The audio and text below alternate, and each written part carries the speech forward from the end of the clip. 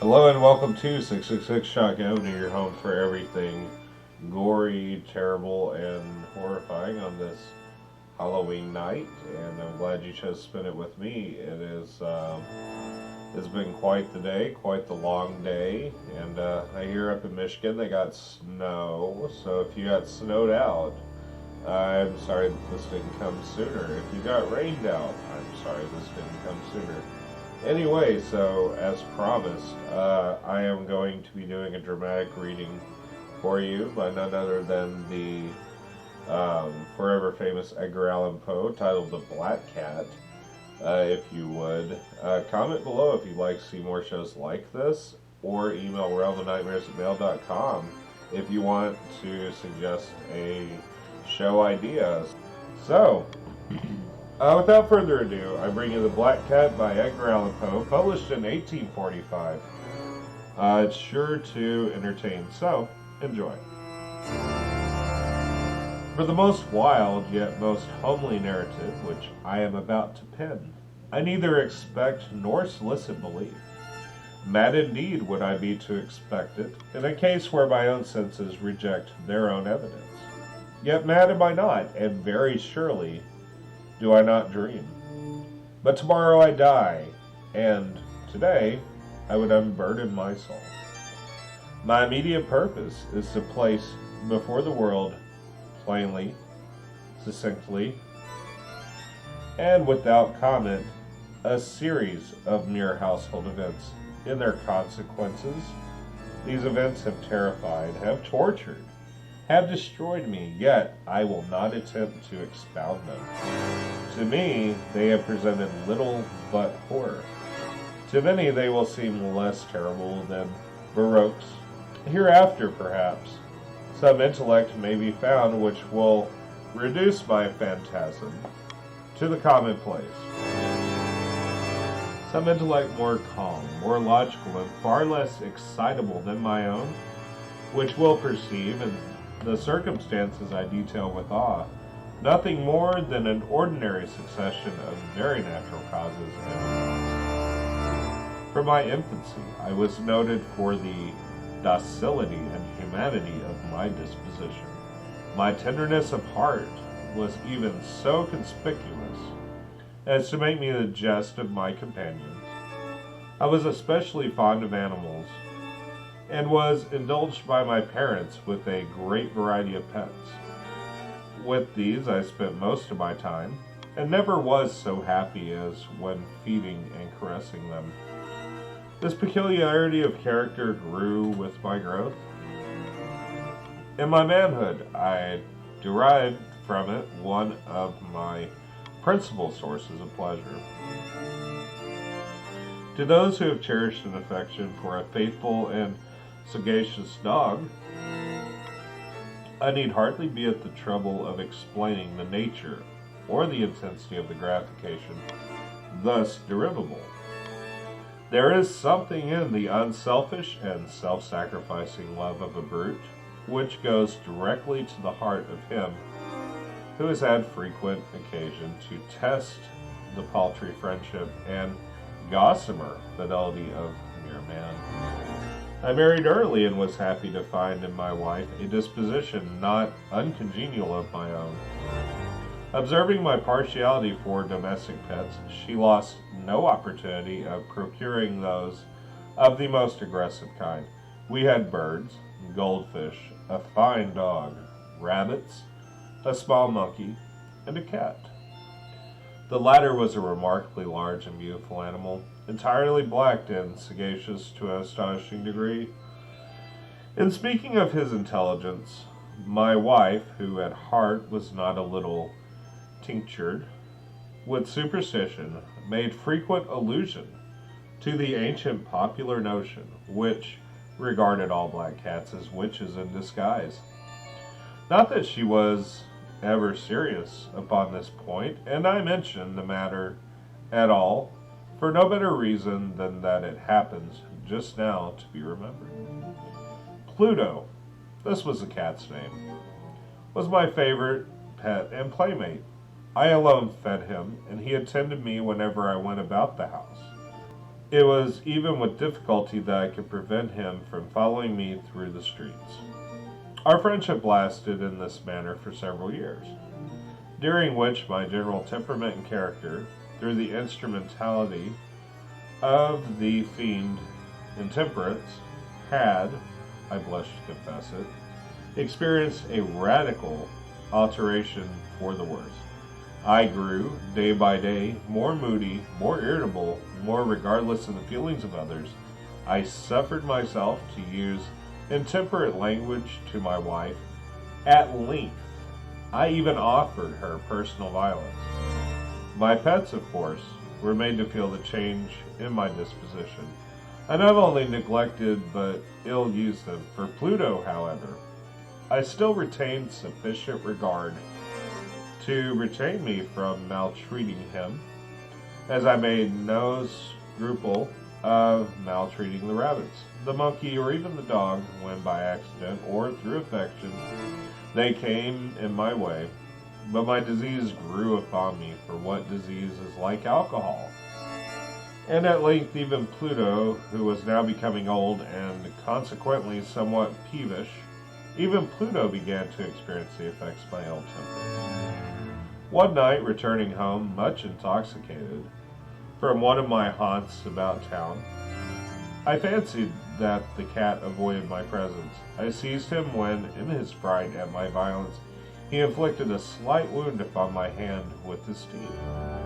The fury of a demon instantly possessed me. I knew myself no longer. My original soul seemed at once to take its flight from my body, and a more than fiendish malevolence, gin nurture, thrilled every fiber of my frame. I took from my waistcoat pocket a penknife, opened it, grasped the poor beast by the throat, and deliberately cut one of his eyes from the socket.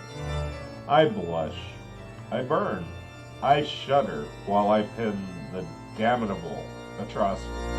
When reason returned with the morning and I had slept off the fumes of the night's debauch, I experienced a sentiment half of horror, half of remorse, for the crime of which I had been guilty. But it was, at best, a feeble and equivocal feeling, and the soul remained untouched. I again plunged into excess and soon drowned in wine all the memories. In the meantime, the cat slowly recovered. The socket of the lost eye presented, it is true, a frightful appearance, but he no longer appeared to suffer any pain. He went about the house as usual, but, as might be expected, fled in extreme terror at my approach. I had so much of my old heart left as to be at first grieved by this evident dislike on the part of a creature which had once so loved me. But this feeling soon gave place to irritation, and then it came, as if to my final and irrevocable overthrow, the spirit of perverseness. Of this, spirit philosophy takes no account, yet I am not more sure that my soul lives than I am that perverseness is one of the primitive impulses of the human heart, one of the individual primary faculties or sentiments which give direction to the character of man. Who has not 100 times found himself committing a vile or silly action for no other reason than because he knows he should not? Have we not a perpetual inclination, in the teeth of our best judgment, to violate that which is law, merely because we understand it to be such? The spirit of perverseness, I say, came to my final overthrow. It was this unfathomable longing of the soul to vex itself, to offer violence to its own nature, to do wrong for the wrong's sake only, that urged me to continue and finally to consummate the injury I had inflicted upon the unoffending brute. One morning in cold blood I slipped a noose around its neck and hung it from the limb of a tree, hung it with the tears streaming from my eyes, and with the bitterest remorse in my heart, hung it because I knew that it had loved me, and because I felt it had given me no reason for offense, hung it because I knew that in doing so I was committing a sin, a deadly sin, that would so jeopardize the immortal soul as to place it. If such a thing were possible, even beyond the reach of the infinite mercy of the most merciful and most terrible God. On the night of the day on which this cruel deed was done, I was aroused from sleep by the cry of fire. The curtains of my bed were in flames, the whole house was blazing, and it was with great difficulty that my wife, a servant, and myself made our escape from the conflagration. The destruction was complete. My entire worldly wealth was swallowed up, and I resigned myself thenceforward to despair. I am above the weakness of seeking to establish a sequence of cause and effect between the disaster and the atrocity, but I am detailing a chain of facts, and wish not to leave even a possible link imperfect. On the day succeeding the fire, I visited the ruins. The walls, with one exception, had fallen in.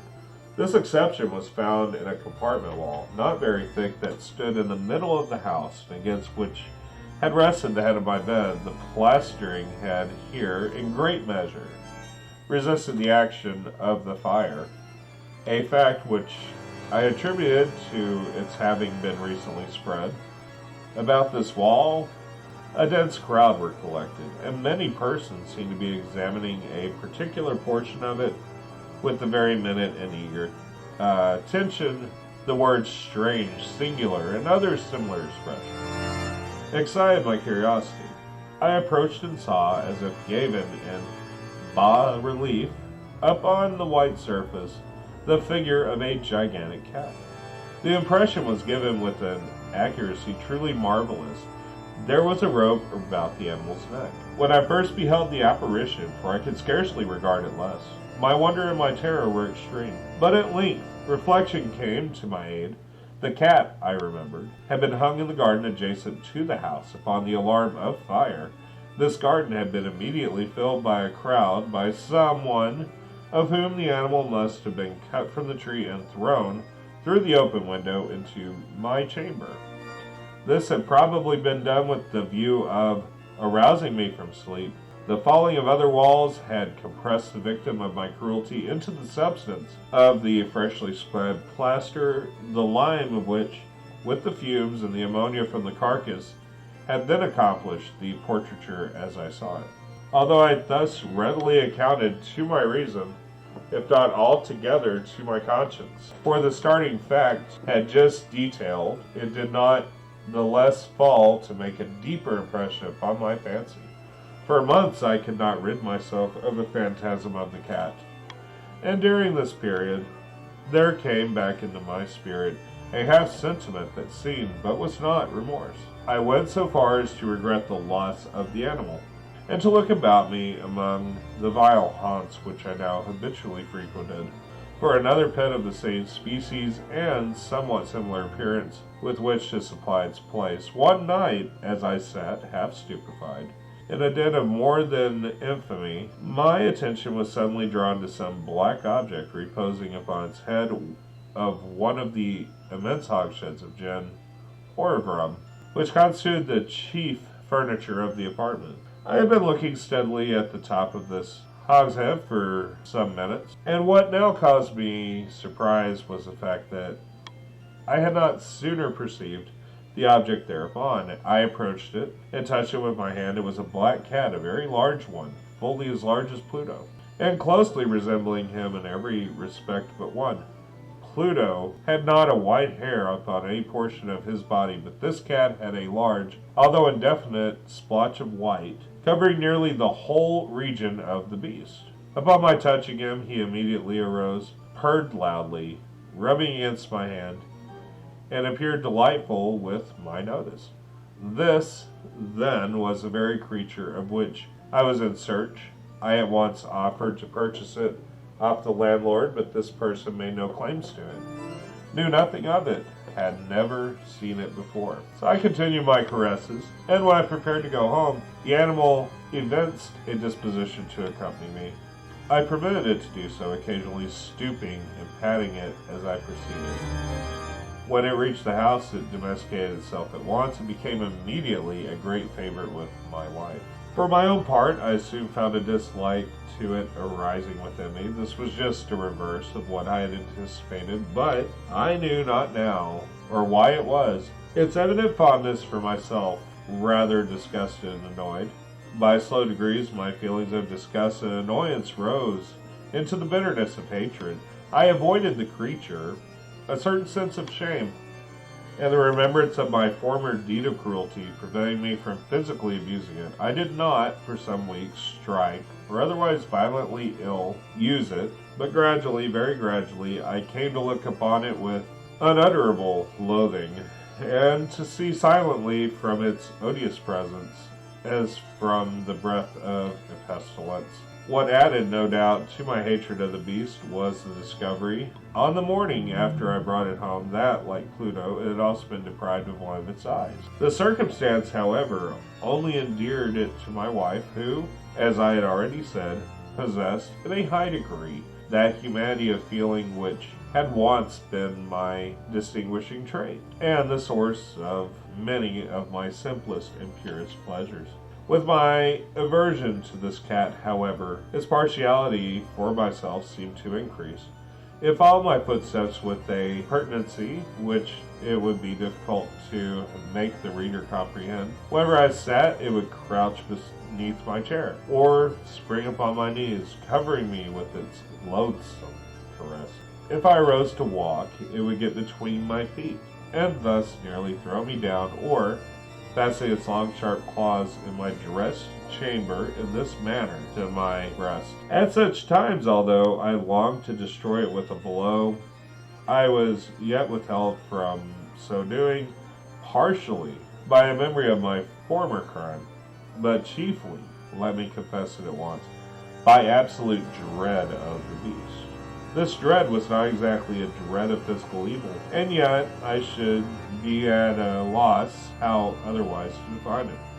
I am almost ashamed to own, yes, even in this felon's cell, I am almost ashamed to own, that the terror and horror that which the animal inspired me had been heightened by one of the merest chimeras it would be possible to conceive. My wife had called my attention more than once to the character of the mark of white hair, of which I have spoken, and which constituted the sole visible difference between the strange beast and the one I had destroyed. The reader will remember that this mark, although large, had been originally very indefinite, but by slow degrees nearly imperceptible, and which for a long time my reason struggled to reject as fanciful. It had, at length, assumed a rigorous distinctness of outline. It was now the representation of an object that I shuddered at name, and for this, above all, I loathed and dreaded, and would have rid myself of that monster had I dared. It was now, I say, the image of a hideous, of a ghastly thing, of the gallows! Oh, mournful and terrible engine of horror and crime, of agony and death! And now was I indeed wretched beyond the wretchedness of mere humanity, and a brute beast, whose fellow I had contemptuously destroyed, a brute beast to work out for me, a man fashioned of the image of the high God. So much of insufferable woe, alas! Neither by day nor by night knew I the blessing of rest any more. During the former, the creature left me no moment alone, and in the latter, I started hourly from the dreams of unutterable fear to find the hot breath of the thing upon my face and its vast weight. An incarnate nightmare which I had no power to shake off, incumbent eternally upon my heart. Beneath the pressure of torments such as these, the feeble remnant of the good within me succumbed. Evil thoughts became my sole intimates, the darkest and most evil of thoughts. The moodiness of my usual temper had increased to hatred of all things, of all mankind, while, from the sudden, frequent, and ungovernable outbursts of fury which I now blindly abandoned myself, my uncomplaining wife, alas, was the most unusual and most patient of sufferers. One day she accompanied me upon some household errand into the cellar of the old building which our poverty compelled us to inhabit The cat followed me down the steep stairs and nearly throwing me headlong exasperated me to madness.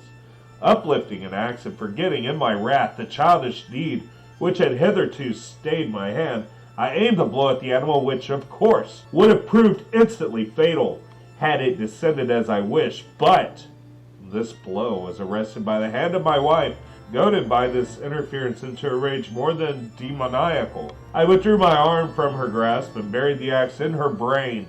She fell dead upon the spot without a groan. This hideous murder accomplished, I set myself forthwith, and with entire deliberation, to the task of concealing the body. I knew that I could not remove it from the house, either by day or by night, without the risk of being observed by the neighbors. Many projects entered my mind. At one period I thought of cutting the corpse into minute fragments and destroying them by fire. At another I resolved to dig a grave for it in the floor of the cellar. Again I deliberated about casting it in the well in the yard.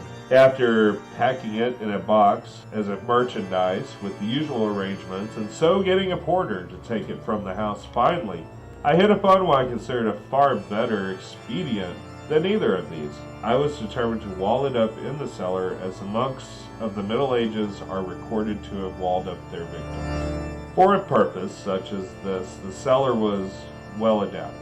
Its walls were loosely constructed and had lately been plastered throughout with rough plaster, which the dampness of the atmosphere prevented from hardening. Moreover, in one of the walls was a projection, caused by a false chimney or fireplace, that had been filled up and made to resemble the rest of the cellar. I made no doubt that I could readily displace the bricks at this point, insert the corpse, and wall the whole up as before, so that no eye could detect anything suspicious.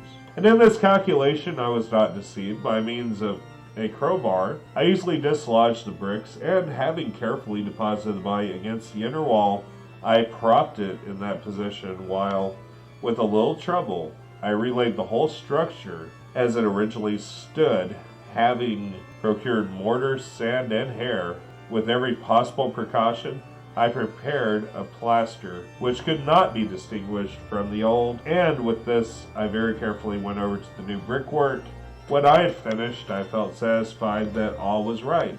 The wall did not present the slightest appearance of having been disturbed. The rubbish on the floor was picked up with the minutest care. I looked around triumphantly and said to myself, "Here, at least, then, my labor has not been in vain." My next step was to look for the beast which had been the cause of so much wretchedness, for I had at length firmly resolved to put it to death. Had I been able to meet with it at the moment, there could have been no doubt of its fate. But it appeared that the crafty animal had been alarmed at the violence of my previous anger, and forebode to present itself in my present mood. It is impossible to describe or to imagine the deep, the blissful sense of relief which the absence of the detested creature occasioned in my bosom. It did not make its appearance during the night, and thus, for one night, at least, since the introduction into the house, I soundly and tranquilly slept. I slept even with the burden of murder upon my soul. The second and third day passed, and still my tormentor came out. Once again I breathed as a free man.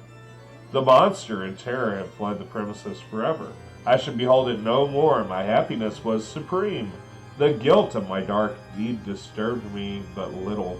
Some few inquiries had been made, but these had been readily answered. Even a search had been instituted, but of course nothing was to be discovered. I looked upon my future felicity as secured. Upon the fourth day of the assassination, a party of police came very unexpectedly into the house and proceeded again to make rigorous investigation of the premises. Secure, however, in the inscrutability of my place of concealment, I felt no embarrassments whatsoever. The officers bade me accompany them in their search. They left no nook or corner unexplored. At length, for the third or fourth time, they descended into the cellar. I quivered not a muscle. My heart beat calmly as that of one who slumbers in innocence. I walked to the cellar from end to end. I folded my arms upon my bosom and roamed easily to and fro. The police were thoroughly satisfied and prepared to depart. The glee in my heart was too strong to be restrained. I burned to say if but one word, by way of triumph, and to render doubly sure of their assurance of my guiltlessness. Gentlemen, I said at last, as the party ascended steps, I delight to have allayed your suspicions. I wish you all health and a little more courtesy. By the by, gentlemen, this is a very well constructed house. In the rapid desire to say something easily, I scarcely knew what I uttered at all. I may say an excellently well-constructed house. These walls, are you going, gentlemen? These walls are solidly put together, and there, through the mere frenzy of bravado, I rapped heavily with the cane, which I held in my hand upon the very portion of the brick wall which stood the corpse of my wife of my bosom.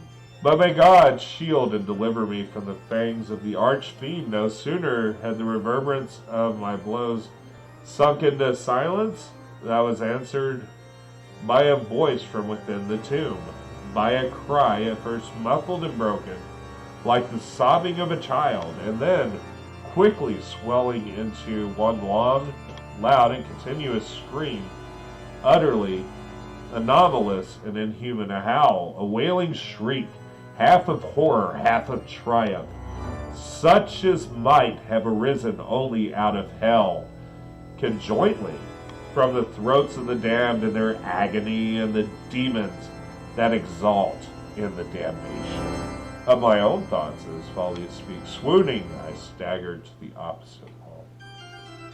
For one instant, the party upon the stairs remained motionless, though extremity of terror and of awe.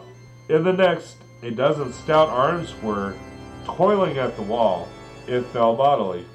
The corpse, already greatly decayed and clotted with gore, stood erect before my eyes of the spectators.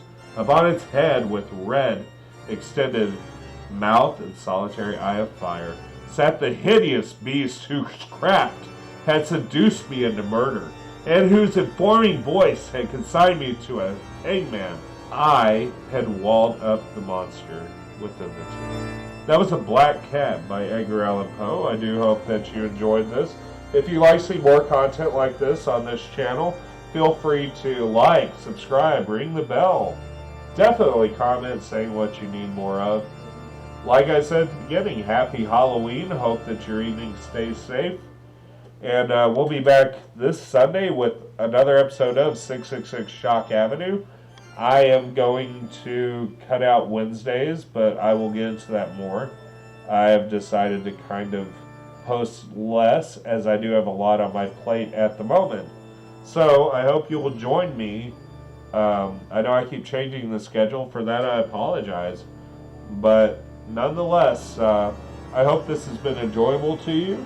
Please share this with all your friends. And I hope all of you have a great rest of your week. And we'll see you next time on 666 Shock Avenue.